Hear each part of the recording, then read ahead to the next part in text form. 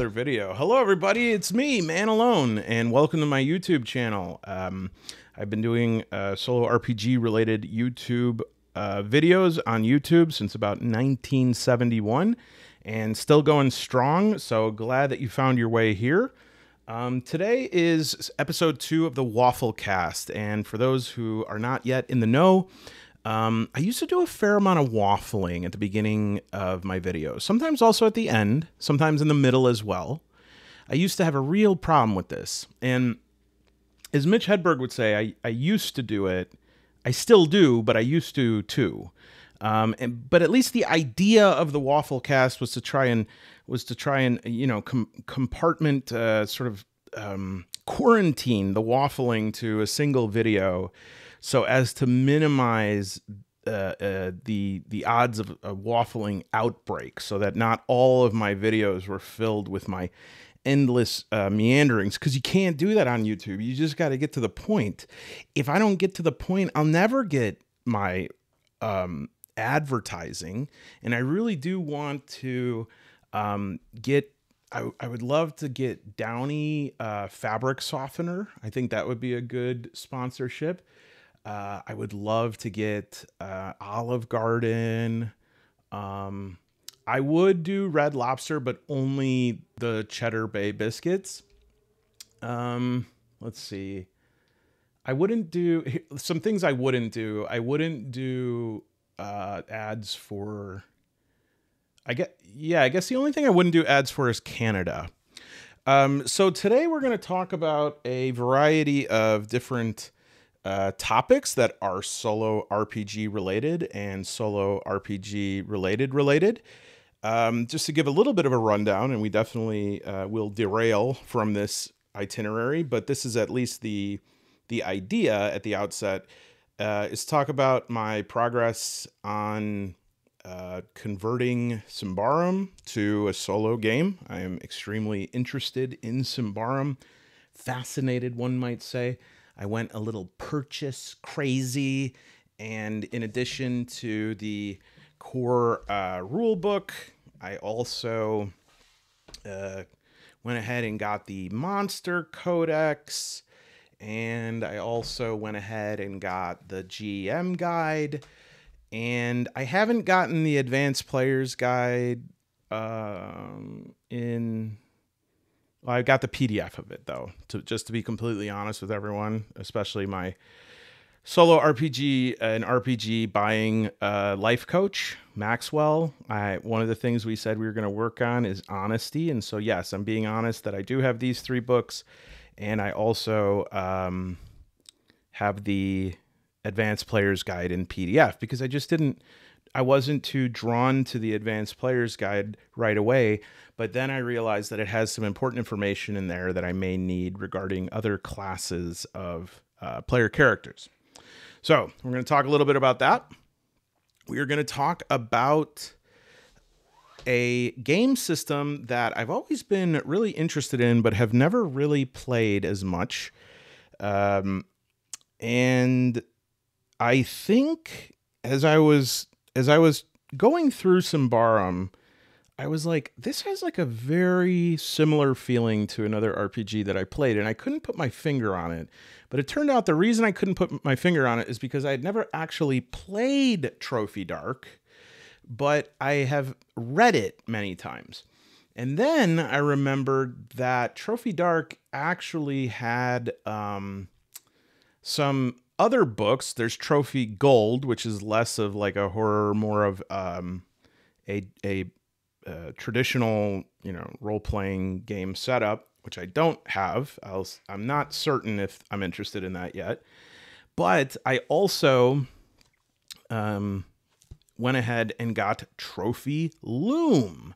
And Trophy Loom was the one that when it first came out, I was least interested in it, but there are some things in here that almost make me feel like these books and Symbaroum should get married, and they should have just a bunch of little rugrats running around.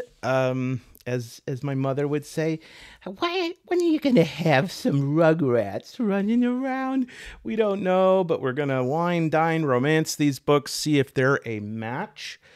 So we'll talk about that. We will also talk about, as you know, I must admit that Desert Dweller did comment on 6 times, the 6 videos they made the streak. And I promised if they did 6 videos in a row that we would do a solo, at least one shot of Mork Borg. But I said, you know what, give me some time. You know, I've got the supplements, Heretic, Feretory. But, you know, I just am tired of playing it with this little like hand-printed solitary defilement. I bought the PDF at one point, but I just can't stand this thing. So I said, let me order a copy. Give me some time. Wait, give me a month, you know, thinking that'll be how long it takes for the copy to get here. And then it got here today. So thank you, Max Moon Games. Max Moon, I believe, is in Minnesota. I've ordered from Max Moon Games before. I had a little bit of a snafu with delivery, and they cleared that up right away for me. Very friendly, great selection, and one of the only places that has the printed copy of Solitary Defilement right now. And I believe that Max Moon, yeah, huge respect to Max Moon for producing these fine editions. So this is for sale there, and I just want to do shouts out to Max Moon. Thank you. And Max, I believe this is a sticker or a decal. And, you know, I just want to throw it out there that if any place wants to, I hope this is a sticker. If not, it's this little placard that I'm ruining. Oh, yeah. If any place wants to get some true NASCAR style advertising to get added right here, all you got to do, now I'm not looking for money. I don't need money. I'm a billionaire. Let's just say my name rhymes with Torin Tuffet. Okay? Or it rhymes with a word that does not rhyme with that word. Okay? So all you need to do to get some ad space here is go ahead and, you know, maybe send me a little review copy of something. We got this little ad here for Abyss of Hallucinations, a Mork Borg compatible game. I'd love to take that for a spin, Max.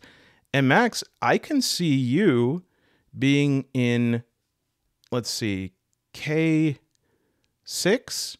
to K3, well, K4, all the way down to J1, 2, 3. I could see you right there, Max. You know, I don't know. It's primo space. So I'm going to go ahead and tag Max in this video. Maybe you're interested, maybe not. Hey, look, it's business, okay? I know that my asking price is pretty high, but all I got to say is, you know, talk to Alex T. Talk to Alex T, because Alex T's already gotten 3 videos out of me just for sending me some review copies, and that doesn't even count the videos that are still due on Broken Shores, Under Ashen Skies, and the rest of the series on Across 1,000 Dead Worlds. Yes, I did it right this time. Across 1,000 Dead Worlds. So, Max, big ups. Ball is in your court.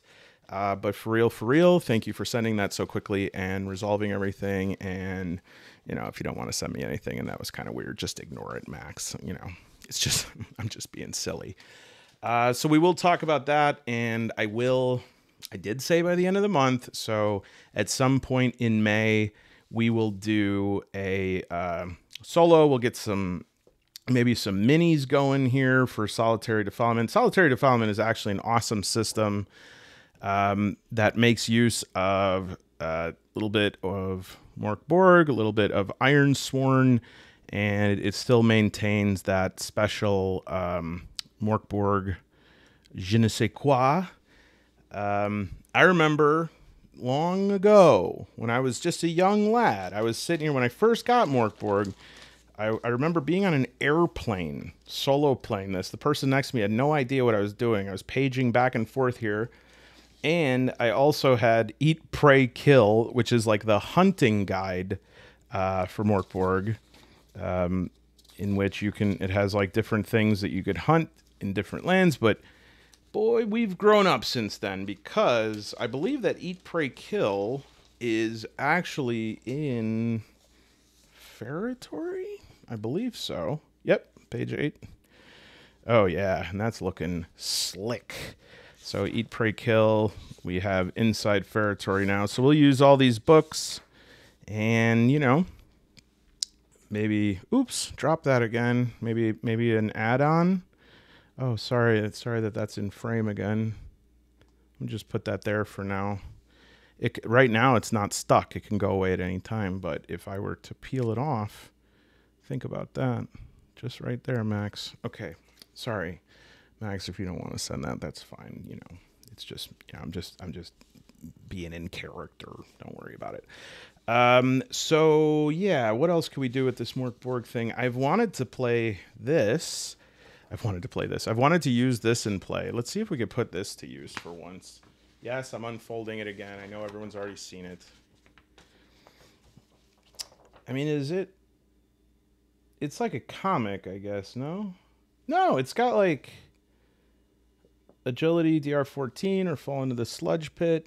I think it's like Chutes and Ladders, but you just die. Oh, here's the layout right here, Necrohell Manor. Maybe we play Necrohell Manor. That's kind of fun, right? No? I don't know. We'll try it. If anyone has any input on that, let me know. Oh, no. Is this one of those things that there's like a right and wrong way to fold it, and I never figure out the... Okay, we're done. All right. God, I love this book. I love it. Let's just do a quick page through of Ferritory here. Oh.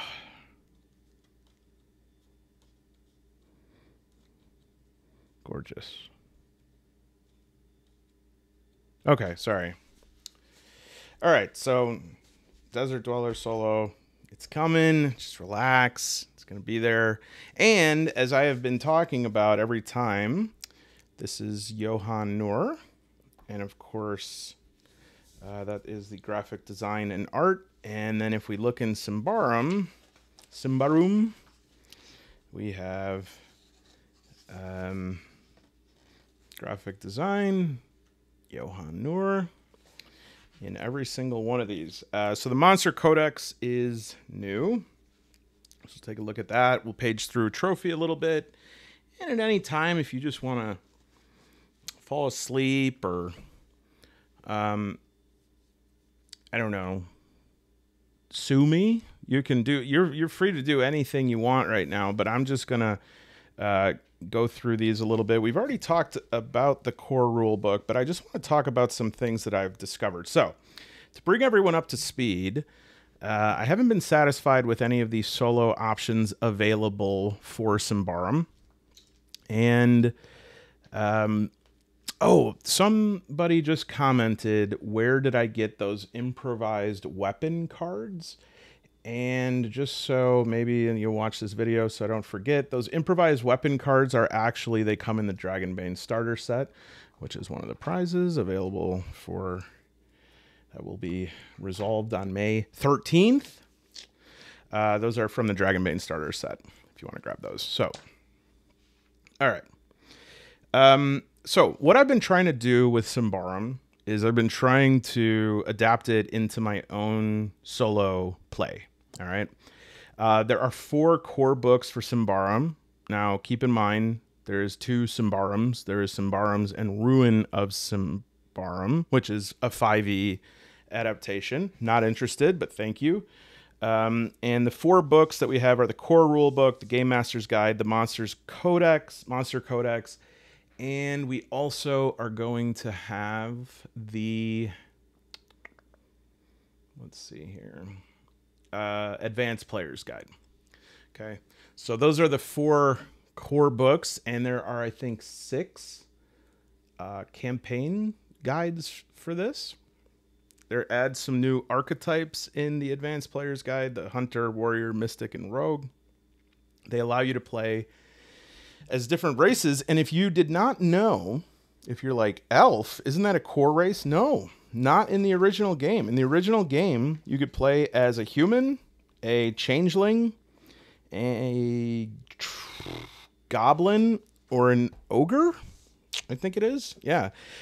Because basically elves are not, they're kind of like mysterious. Now, changelings are like half elves that they switch out with humans when they're young, and then they become more elfish as they get older. And it is said that the elves can see through their eyes and spy on humans. But yeah, oh my God. I'm paging through this and I'm not even showing you. Yeah, so this is ogre, changeling, and goblin, which goblins aren't really goblins. They kind of have like little settlements. They like to do, they're tolerated to do dirty work like draining marshes, emptying latrines, and flailing about on scaffoldings. Actually feel pretty bad. Okay, so as I'm going through, you know, I decided to share a little bit of my process of the way that just how I go through anything that is not naturally a solo role-playing game, the things that I look for, the things that I notice, things that I know will work, things that I know will definitely not work. And as I've been thinking about it more and more over the past week, it's like really a game of tables. You know, have you seen a Game of Thrones? Well, you got to see the one that's all chef and baking based called Game of Tables. Tables are life when it comes to this. And this Monster Codex, I really have to hand it to them, because usually a Monster Codex is just, you know, well, it's not just, it's going to be a listing of the monsters, maybe a little bit of background. But for so many, oh, I love this, the Colossi. For so many of these monsters, you're going to have sort of story starting points. You know, people have heard a Colossi stomping around the village. Death Prince. God, the lore in this is so awesome. You know, and this is stuff that is really cool. It's really well written, but this is the basics of a bestiary or monster codex. Except there's this little space in the end where it got kind of interesting, because all of a sudden it says monsters and adversaries, a whole section 2. Now we start getting some more stats. Okay. These are more advanced adversaries. And I believe we get some legendary, beasts and monsters. So this is more of the listings of everything that you could use in combat. Very cool. Getting more specific, getting more usable for solo play. And then when we start talking section 3, very small section here, but this is where it gets very interesting. All right. So we start out with a monster categories. Right away, we have a monstrous traits table. All right. And so right away I'm going, oh, really? Oh, because anytime I see these things, I start to say, does this mean that I can generate a monster using these tables? Okay. A little bit of an aside on disease in Symbaroum. And yes, here it is. The creation of monsters. Goes over the fundamentals, goes over resistance. And the way that this is determined, and I can see why some people would maybe, you know, say, oh, Lord, this is too much. But for a solo player, this is gold. How they break it up here is to determine like what kind of monsters your party should randomly run into, they use resistance, all right? And resistance is based on how many adventures, trinkets, and experience points has your party accrued. And once you hit 50, you start encountering ordinary resistance. Now, rather than saying ordinary monsters, it says ordinary resistance because a weak resistance might be like a goblin, right? But an ordinary resistance could be a dire wolf, or it could be 3 goblins, because what you'd look at is actually in these listings for the different monsters, you have their resistance listed. And so as long as you know where your party is in terms of their XP, how many like adventures they've gone on, etc., you know what kind of enemies that you're going to be meeting, especially when you're doing overland travel. Now, I'm going to have to tinker with this a little bit, right? Because I only have one player. I might have an NPC. Something that's interesting that I saw is you can get a guide to take you out into Davokar, and that's more of an NPC, and I'm wondering maybe adapting that into like a co-op. I'm also considering right now a version of the Army of One or Soul Survivor special abilities that they have in the Dragonbane solo, but if anyone else has any interesting ideas for this, I'm all ears at this point. And the next section is even more excellent for a solo player, which is balanced combat resistance, right? And again, this is going to be a more complete list of competence level, all right? And I read, the first thing the GM should consider is the actual combat competence of the player characters as a group. For a solo player, this would be of your player character. Simply put, this could be estimated based on how much experience they have gained combined with the number of mystical artifacts they have acquired. And then it will talk about, it divides it up. So in the last one we had, what monsters, but here it's talking about for beginners, we want to keep beginners in limited settings. All right. They take place in locations that are neither vast nor well populated and often distant from where the real power of the world resides. So they'll probably be around Ambria or the bright Davokar. And just to show everyone what that means, I also make sure this comes up. Yeah, so this map is included in the book, but I figured on throw some money at them. I think it's $1.99 on drive-through, and it has not only this down here is Symbar, which is like the ruined civilization that came before all this, but this is Davokar. And again, I have like a little bit of trouble with identifying colors, but I can see tone. And so down here, you look at the forest and you look at how dark the trees are there, and that will tell you what type of forest you are in. So it's pretty subtle sometimes, but you can see you start, in Ambria. And, oh no, I thought I knew where Ambria was. Am I wrong? Well, I guess this whole area would be Ambria. And anyways, as you're going, am I wrong about that? Okay. As in these light or bright Davokar, as it's called, you're going to meet some humans that live there. You might have some run-ins as you get closer. And then as you get into wild Davokar here, that's going to increase the difficulty. And then as you get into dark Davokar, that's where you start like encountering things that if you're too early, you're done. Okay. So am I missing? Does it say Ambria somewhere and I'm just not seeing it? Because I'm thinking it would be like how it says Davokar here. Let's see. The Ravens, the Titans, good NFL teams. I thought that this was Ambria, but I feel confident in that, but I'm losing my confidence.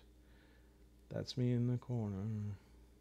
That's me in Ambria.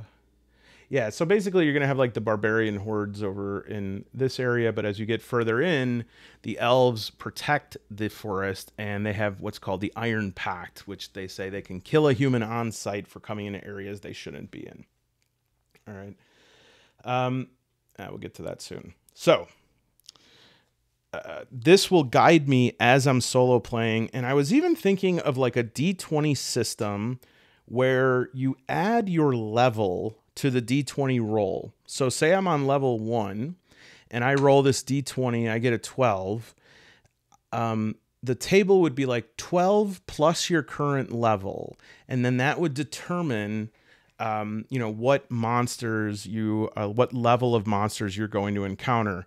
And as your level goes up, you'd still have this chance to encounter fairly weak monsters, but you would start to go beyond 20, right? If you were level 10 and you rolled a 20, you would roll a 30, which means you would have like extremely, what are they called? Legendary, monsters. And I just have to figure out how to balance that. I'll have to play test a little bit. And it could even get to the point, and this does actually happen in like video game RPGs, where if you're super powered up and you meet like blue slime, like you did at the beginning of the game, blue slime will just run away.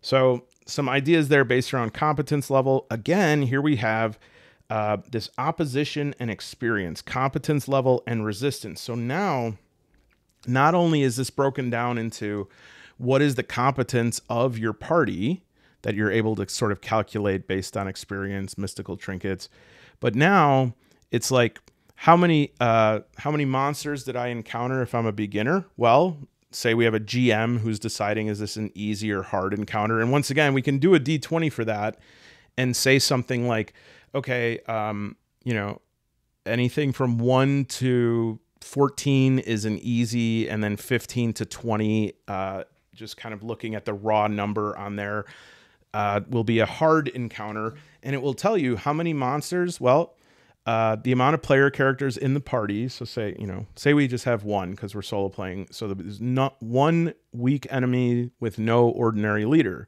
But a hard encounter at beginner level would be one ordinary enemy or player character plus 2 weak ones led by a challenging enemy. So that would be more like a boss fight or a mid-level boss fight.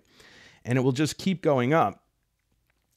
Over here, more solo gold, where it's saying if you're a beginner, most adventures are going to be in Ambria with shorter excursions into Bright Devakar, experience longer journeys into Bright Devakar with a little bit of a trip into Dark Devakar, and then routine presence for veterans in Bright Devakar with the most challenges found in Dark Devakar. And I think where they're saying Wild Devakar is where dark and light sort of mingle together. Over here, we even have more possible encounters for each of these. So if I'm a beginner and I'm in Ambria, an example of an easy combat would be a PC number of cult followers plus 1 cult leader.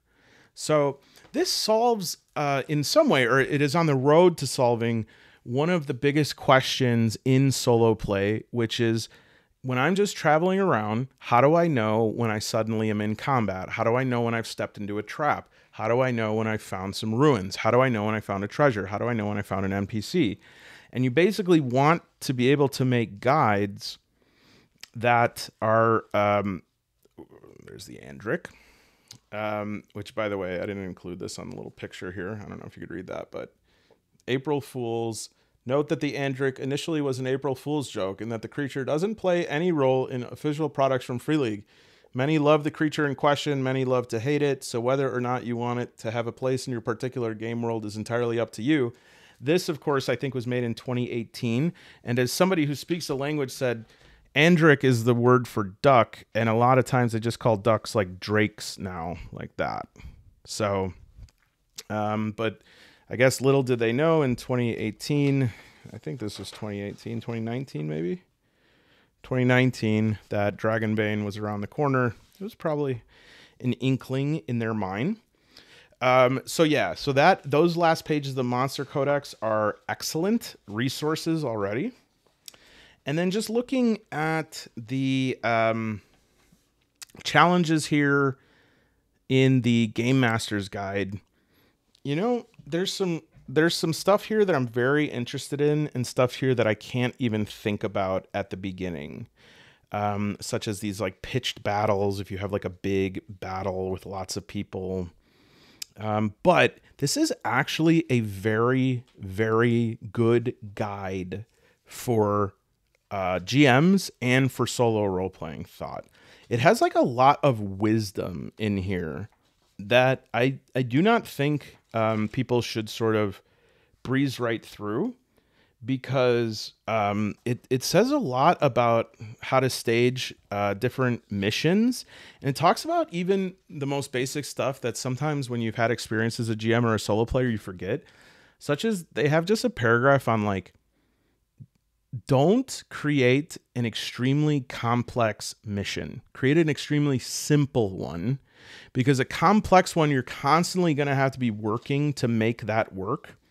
Whereas a very simple concept, your players can sort of build on that and complexify it. There's those pitch wars. There's also managing a domain, which again, I'm not totally interested in this right now. But thinking about solo play longer term, this is the kind of stuff that keeps you coming back to solo play, which is like you can sort of set up your pied-à-terre, literally. You get an area of land. There's different like people that you could bring as specialists to help. You can get a base income. You can fortify it. You can start doing pitched battles if someone tries to invade. Vaesen has a system like this. I really like it. Now, what I didn't actually look at enough to know is like in Vaesen, as you upgrade your stronghold, you get some bonuses. I'm not sure if you get bonuses from this. I'll look into it a little bit more.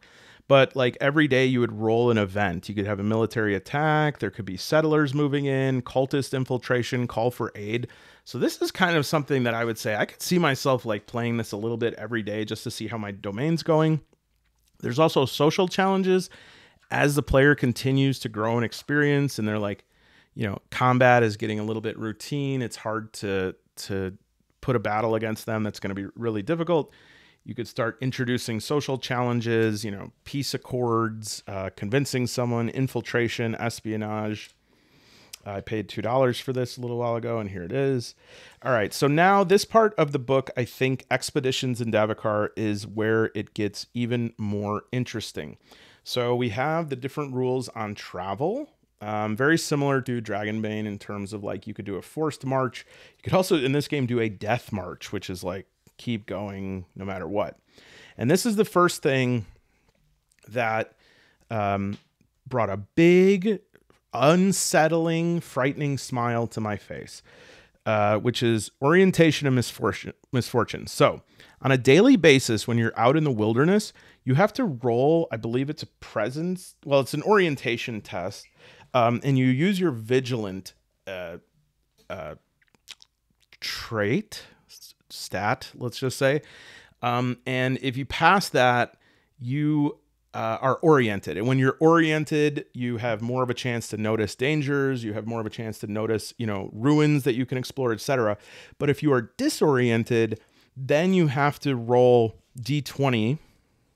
Well, I guess it's actually up to 30 of these. So again, this would be like something that would be really good for me to put into a table, since it's more or less for a GM to like decide themselves. But since we would be the GM and want to randomize it, you could have things like a sabotage happen, Heart of Darkness, corrupted soil, a wildfire breaks out, food spoils. And that's what's going to be the independent variable that gives you new challenges in the day, and also solves one of the biggest looming questions in solo play, which is what the hell am I supposed to do next, right?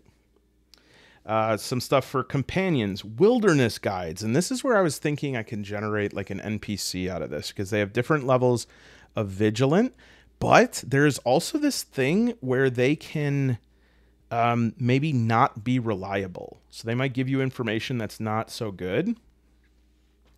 But again, these tables right here are where we get to the meat of exploration. So this like shows up if we found a ruin. This is encounters that we have while in Davokar. This is enemies that we encounter while in Davokar. This is the type of terrain that you have to roll once a day. And you have to roll on these at a certain interval, which again, as a solo player, I might adjust. I think it says once a day.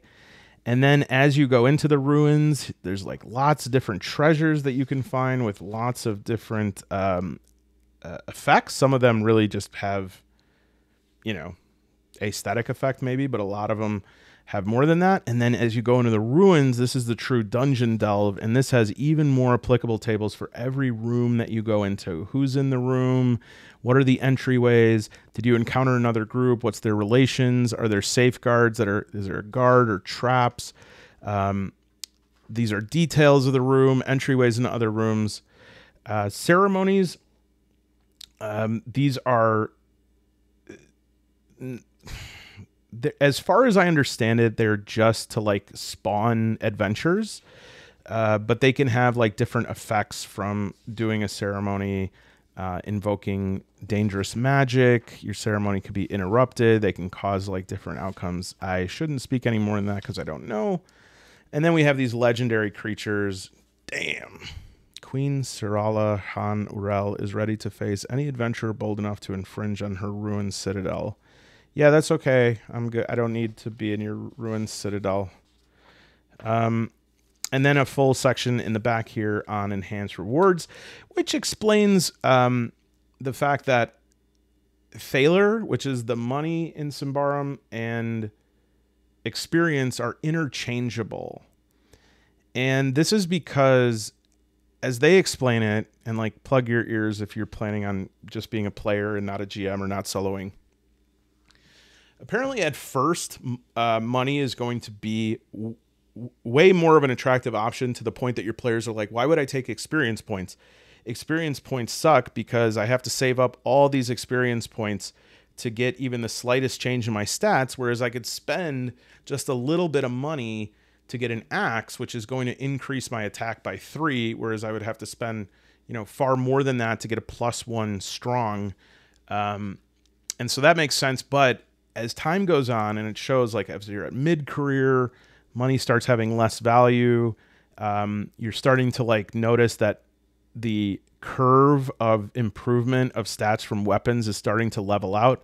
And then when you're an experienced or old hero, as they say, money is so easily obtainable. You have it in such abundance that you're like, why do I even need this anymore? And so that's when you're going to start really valuing experience more and trying to maximize these strengths and minimize the weakness of your characters. I should say that, like Dragonbane, it is not like 5e where you're constantly going to be leveling up your stats. I would say that for most of early game, you're not going to be leveling up your stats at all. In fact, there is no option to level up your stats. And again, this kind of weird, come on, what are they called? I'm just going to call them stats. There's only stat checks in this game, and it's like accurate, cunning, discreet, persuasive, quick, resolute, strong, and vigilant. The only way to increase them is actually by using an ability that you could use multiple times. And this ability is called Exceptional Attribute. All the character's senses, as well as its physical and mental capacity, can be improved. By practicing a little bit each day, the muscles can grow stronger, the eyes sharper, and the intellect vaster. This ability enhances the character's basic survival capability. The ability may be chosen, so it is abilities. These are abilities multiple times, each time related to a different attribute. Sorry, so they are attributes. And so these abilities, you like level them up from novice to adept to master. And the character has cultured one of its attributes through hard work, which increases the attribute by +1. And so looking at that, let's try to find out here how much. Oh, I think that advancing your character is explained nearby. Attributes. Well, just get a little bit of a view here.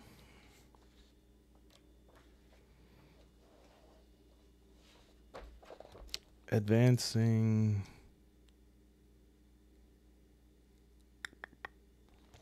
Hold, please. Please stay on the line. Okay, so you can kind of see the, from here, improving your character. Experience is awarded by the GM after a completed adventure. Experience is traded in for higher levels in the character's abilities or used to purchase new ones. To purchase a new ability at novice level costs 10 experience. To increase from novice to adept costs 20 experience, and increasing from adept to master costs 30 experience. So for each adventure, you can get about 5, 10, 12 points at the beginning. And so with that, now we think of that in terms of thalers or money, and the exchange for that, on 148 we have weapons.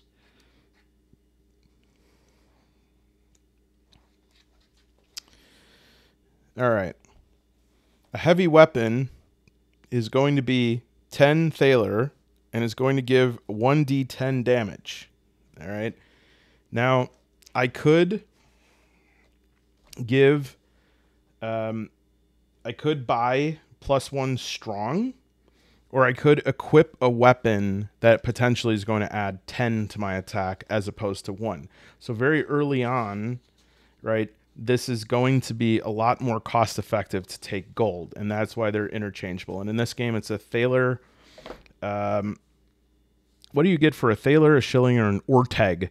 Thaler, a simple weapon or even simpler suit of armor. Shilling, a meal in the most simple of lodgings. And orteg, a meager meal, a meal in a place on a hayloft on the countryside. So it's basically gold, silver, bronze.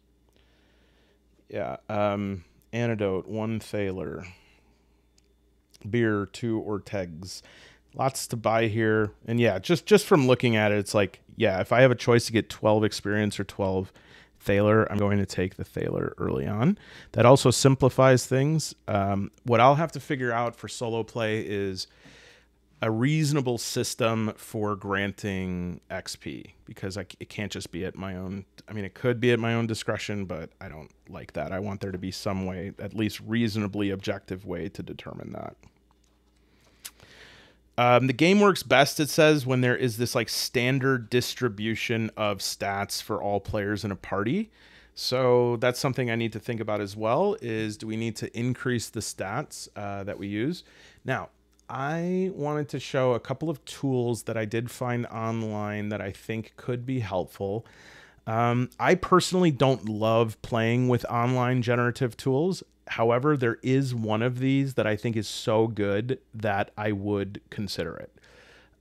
So this is from perchance.org. And this is just like, if you are in the underworld, yonder world, spirit world, if you're in your domain, or if you're in a part of nature that's corrupted, you press randomize and it will give you a daily event for all those places. As a beginner, we're probably not going to be in any of those. And so we then would look at, I think, this chart here is going to randomize misfortunes if you're in bright Davakar, wild Davakar, or dark Davakar. It is going to determine if you found a ruin, and the failure or success refers to the orientation roll. And then it's going to give neutral encounters and hostile enemies and the type of terrain, which is something to roll every day. And then this is another table that just says curiosities, mystical treasures, artifact, blight, stigma. I don't think I'm interested in this much to like use this during play. I would rather use this as a resource that I can use the tools in it to create some tables for myself. That's just what I prefer. There is another one, as far as I can tell. I'm not certain. Oh, okay. This has like a little bit of different stuff. This has this chart on rumors for Thistle Hold. So this must encounter for that, or account for that first adventure. This looks like a little bit more filled out. Yeah. Debris, curiosities, mystical treasures. Okay. So again, those are on perchance.org, which actually has an incredible amount of tools. I never knew this. I don't know if anyone's familiar with this, but this is a kind of like randomizer generator that you can use online. And it looks like you just like write in brackets the thing you want to randomize. And so then say like you have an item, you just make a list under that and write all the items that you want randomized. You can put like, oh, I should zoom in on that. You could put like up, what is this called? To the power of exponent 2 to increase the odds of rolling one thing over another. You can do random narration. And I think this is, I mean, maybe everyone knows about this and I just didn't know about it, but I found it very good. This is aka games.fr, and I saw, as you can see, this is in French, but I do have Safari translate, and so it just will quickly translate these pages into English. Créer un nouveau personnage. That was terrible. So if we go to translate to English, create a new character. Let me spread this out just a little bit here. Now, one thing that I did notice it's a little bit difficult is some of the stuff doesn't work very well, at least in Safari. Like if I try to add agility, it doesn't add until I refresh the page.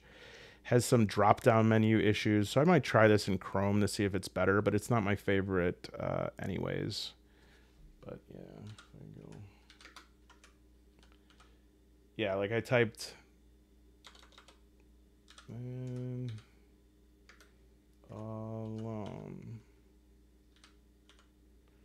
Oh, it had some interesting. So it just writes M there. If I write man alone, it just writes M. It has a spot for what your typical phrase that your person says, as well as what your shadow looks like to those who see you. All of the attributes are different. And I'm sure I could figure this out, but I'm trying to think, what is tip? Tip. It does have some different pages for like assets, attributes, burdens, mystical powers you could add to your inventory. So I'm more likely to use something like this, actually. That's just a something to track my player card online. I'd love it if it had something that I could roll on. I think it might. Yeah. Anyways, so that is aka-games.fr. Oh, this one is incredible. I'll actually go to that one last. There's also this dude who I had to log into the page, but this seems like a pretty clean generator. Something that is like got a little randomization, which that other one doesn't have. I really like that. This one looks pretty clean, just in terms of like the input of it seems to work a lot better. So that's an option. And yeah, then we have this one, I think is the best one. So not only does this have this player sheet that you could import, export, you can make an account and save your things. In terms of abilities, it has every single ability in the game, which I've heard that there is a lot of difficulty with remembering the abilities. And in addition to having those, say that you have acrobatics and, backstab. Oh, Lord. Acrobatics. Try another one here. Leader. You can then click pinned only, and it will only show the ones that you have. And then there's a compact version of this. And this is the standard array that they recommend for stats in the game. 15, 13, 11, 10, 10, 9, 7, 5. And what it says in the GM guide is if your characters have this array, in, you know, each of them having different specializations, you put them into different stats, that's going to provide the most balanced gameplay. Something I think about is, so this is 40 attribute points. And something I think about that's a little bit dicey is like, since I'm solo playing, do I give my characters 45? what kind of downstream effects will that cause? Like on one hand, I'll be more competent in combat, but then also early game, am I just going to be like persuading everyone of everything and finding every hidden thing and overcoming every agility challenge? I don't know. So again, there's always going to be some level of experimentation. But this is what interests me the most. This is almost the thing that like makes me say I want to use this. You put which Davakar you're in. So say you go to Wild Davakar, and then you put your bushcraft skill. It could be Novice, Adept, or Master. Say we have some information from people. We have written sources. Okay, that all affects the odds of everything that's going to happen on this day. So we're in Wild Davakar, Novice Bushcraft. We'll say that my vigilance is 10, which I think, does this? Oh, this is a character sheet. No. Well, I don't know if that will, if I would change that on my character sheet, if it would, I guess, prepare to be disappointed. So if I go to Davakar, no, it doesn't change it. So I would just have to update it. Which again is 11. I'm using one of the searches, nothing. I found nothing. I search again. I found 17 thalers. And I search again, I found 16. And then I have no searches left for that day. I guess I can keep clicking it. Oh, it's at -1. And then encounters in the ruins, nothing. We rolled lucky on that. We rolled a 21. We encountered one strong enemy. So it could be a Hunger Wolves, Colossi, Stone Boars. So that would be really bad. And that's just in Wild Davakar. So... And then terrain tells us what kind of terrain we're in. So that is an extremely, extremely useful resource. Also, when I do play this, I just want to give shouts out to, let's see, what is this here? This person is called Alka Crab, and they have like free ambient music. Actually, I'm going to play it like a little bit. I think it's very nice. And it's all copyright free. And I'm looking forward to enjoying that. And I just wanted to give a shout out for that. There's some stuff on itch.io, some packages. Most of it's like pay what you want. But I think it's pretty damn nice music, and hopefully not too loud. I always put it too low. Yeah, that's Alka Crab, Alkakrab, Alka Crab. Okay, so that's that. Now, a little bit of what I was thinking about here as I was looking through Symbaroum, and I just started really thinking about Trophy Dark and Trophy Loom. There's so much similarities between these. And Trophy Dark has this like light and dark die roll system. And so you want one die that's dark, one that's light. And that's always how you determine, like, that's how it's randomized. The tables are that. And so a 1 and a 3 would be a ritual of aura. And there's lots of tables at the beginning and end of this book as well. And there's like these like risk and ruin rolls.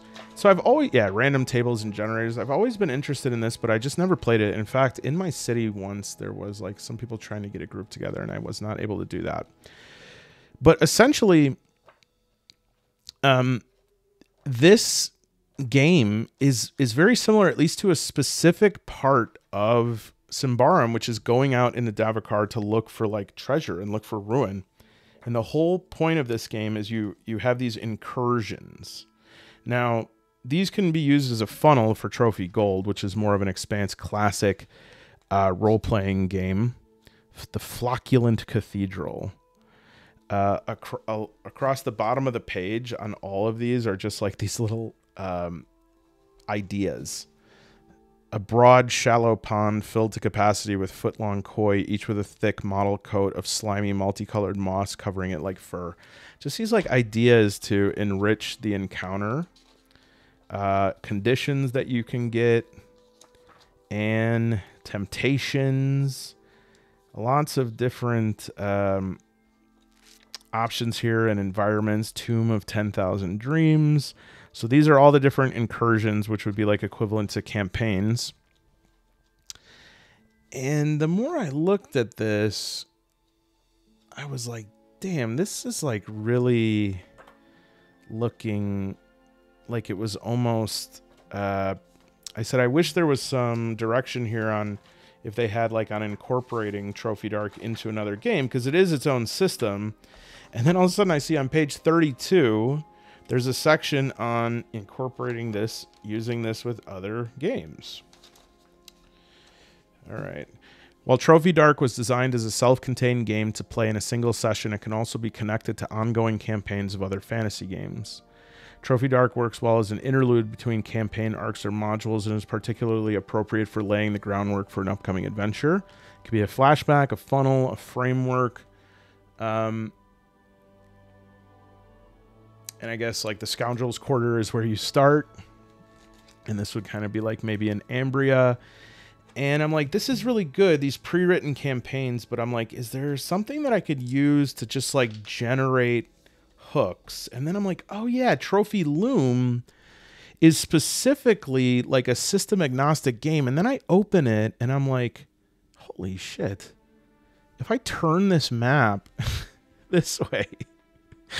this is looking extremely similar here to this forest. This is Caldur Forest. And so I'm like, I think, not saying, I'm not insinuating that they're like, stealing intellectual property or anything like that. I'm just saying, I think that this is very, very usable. And the way that it's divided up is into these different districts. In the Golden City, there is just all these different districts that you can go into, and each of them have like different types of settings and adventures. And all this is in every single one is like hooks, plots, complexities, and basically things to like start off on a campaign that is mostly involved in going into a forest and looking for treasure. And I'm like, see, this is what's going to help me to populate a solo game using Symbaroum, because again, one of the things we talked about is you can read campaigns, and somebody had asked this as well. They're like, how do I play the campaign if you say reading it is spoiling it? Well, what I'll often do as a solo player is I will read the campaign as its own thing, as a story. And I know that reading that is going to spoil the campaign, but as I'm reading that, I'm getting a sense of what sort of challenges are present, what sort of goals are there, what kind of prizes are on the line, what kind of complications and difficulties are they going to encounter. And then I use that to create my own story of the game. And I can take the pieces and place them into my own story. So here's a monster generator, a weapon generator, treasure lore. So for instance, let's just do an example roll for treasure lore. Where did my little dice go? Did I lose them that quickly? Well, oh, there we go. All right. So we have a 2 and a 3 here.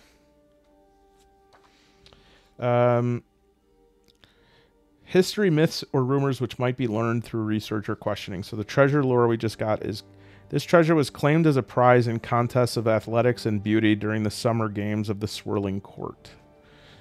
Another one.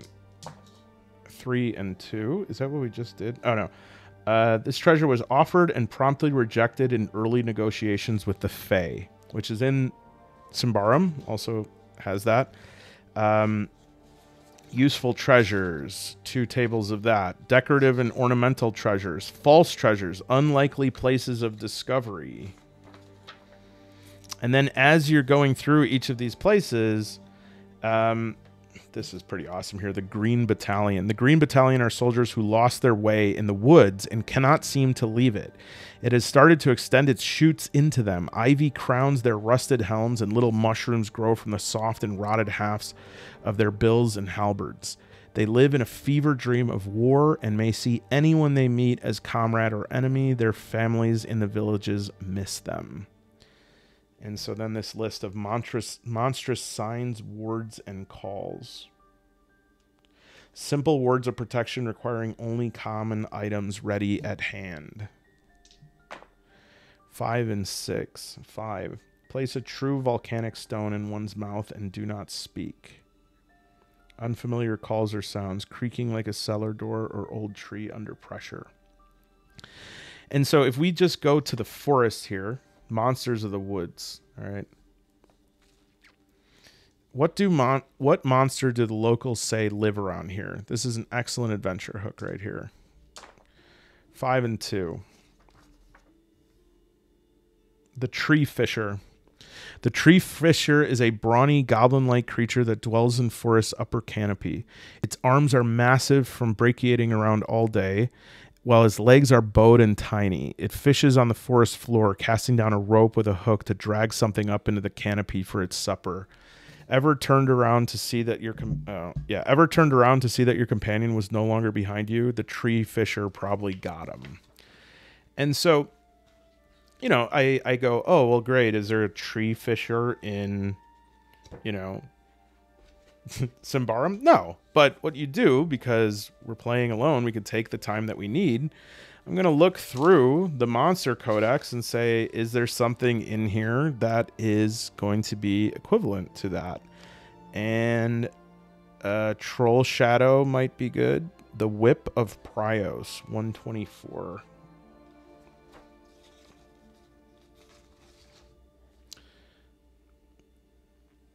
Oh, this is more like a human. The World Serpent? I think not. The Skull Biter. Oh, there is the Night Swarmers. Night Swarmers are mainly meant to be an obstacle or complicating factor during travels in Davokar.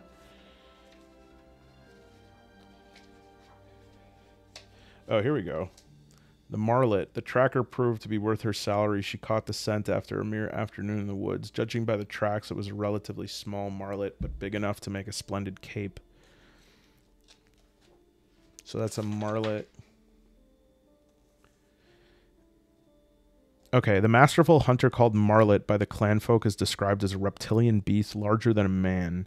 It moves around in the foliage with a skin that changes color and pattern in a way which makes it very hard to discover. As for hunting grounds, it seems to prefer Davokar's outer regions, but once the prey is downed, it retreats to the wilder and darker parts where the packs gather to share the daily bounty.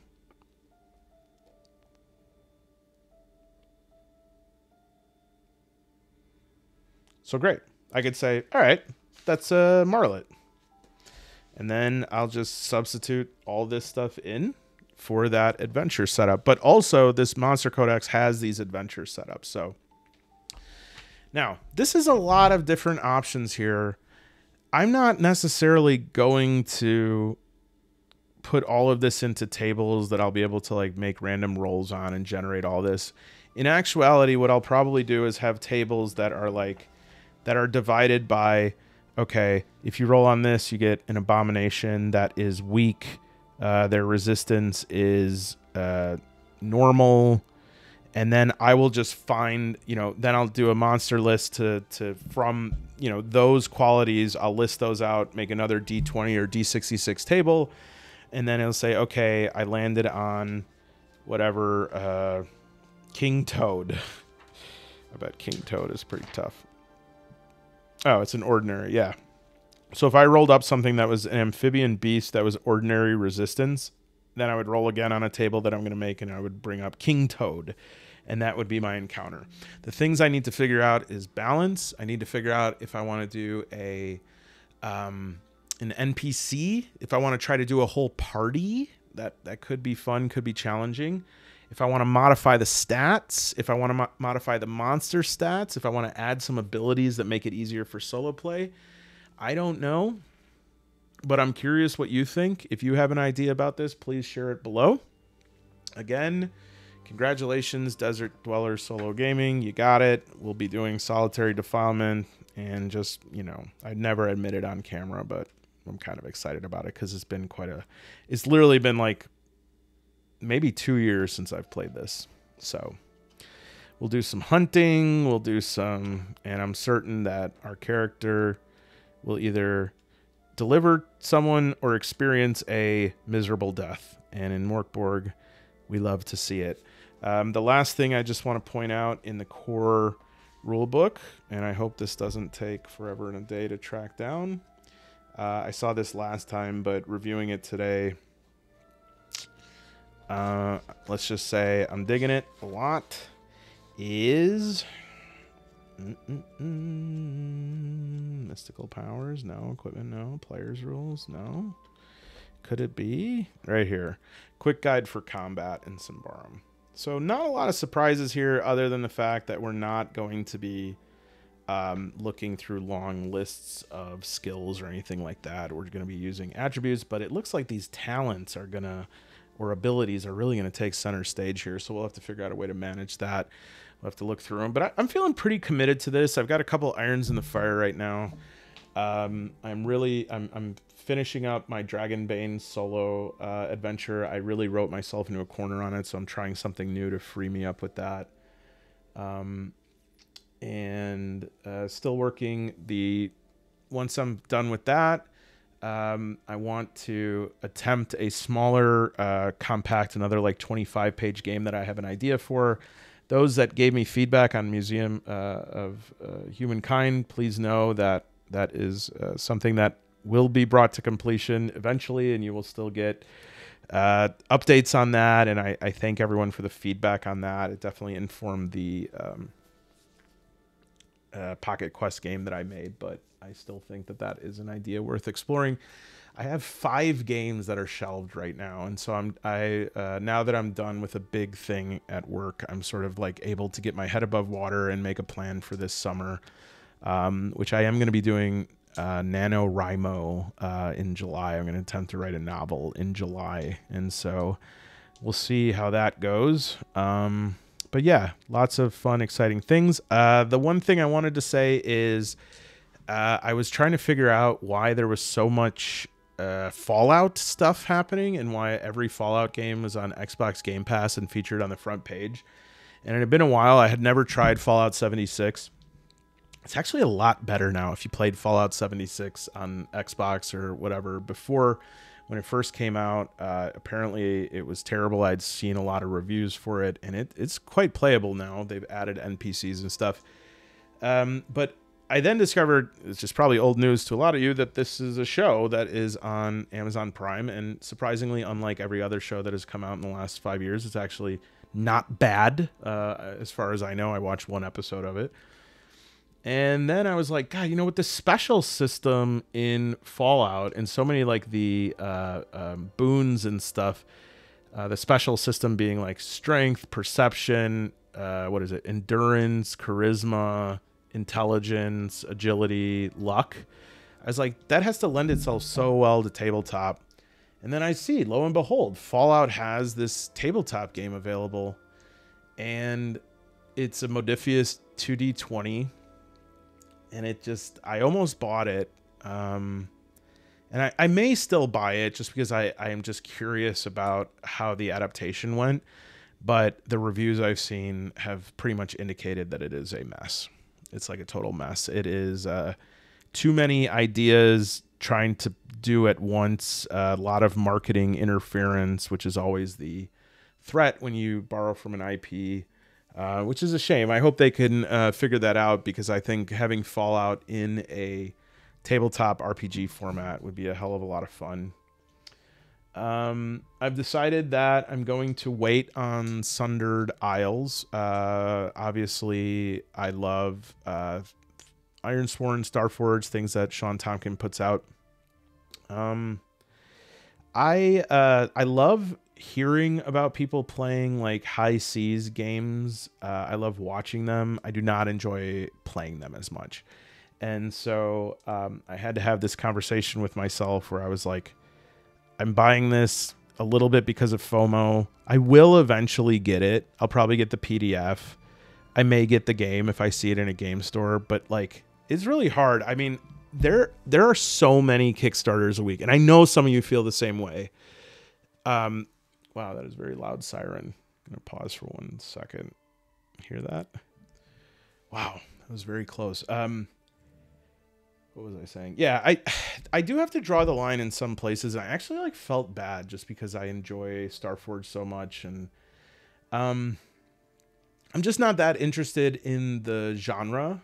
Other than a friend of mine who has been sending me some updates on their High Seas game that I think is actually really awesome. But most of them I played, I've just never been that interested. It goes all the way back to, if anyone watched the Saturday morning cartoon Pirates of the Dark Water that came on around like after Teenage Mutant Ninja Turtles, I just wasn't too interested in that. I'm not too interested in whatever that like MMORPG, what is it called? Like High Seas or something like that.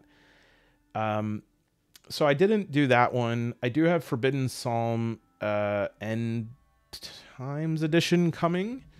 What else do I have coming? Oh, I have some like Dungeon Generator cards coming. And oh, I did pull the trigger on what is it? Path to Glory from Free League. Which I'm very much looking forward to. Although it said when you buy it, you get the PDF, and the PDF at this point was just this PDF with the cover page, and it says placeholder for PDF. So that I think is gonna be coming in pretty soon, actually, compared to when they usually will send stuff out. It's usually a longer delay, so I don't know. Maybe we'll get either it's this summer or it's like Q4 of 2024. I'm not sure, but I can't pass up on anything Dragon Bay, and I'm a sucker for that. I am also through my FLGS looking at Wild Sea, which I think is a game that has a very interesting concept. It's not a solo game, but it looks like it has pretty cool graphics, and the premise of it is that like the world is overgrown by trees, and they develop these ships that like go through, the trees are so thick that you like the ships go through the treetops. I also am interested in this like small pamphlet based RPG that's like cyberpunk adjacent, so we'll have lots of fun stuff on the horizon. But yeah, I'm pretty disappointed about the Fallout thing. I'm curious if anyone has a different idea on that, because in fact, Dave Thomavor, gosh, I really need to figure out how to say his name. He gave it quite a positive review, but most of the reviews I saw were negative, just saying that there was way too much of them trying to replicate the video game and conform it to the 2D 20 Modiphius system, and it just did not work at all.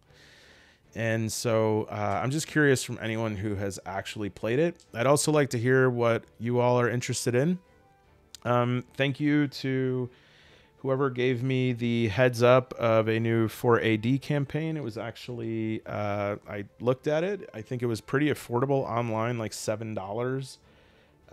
So I will link that below as well.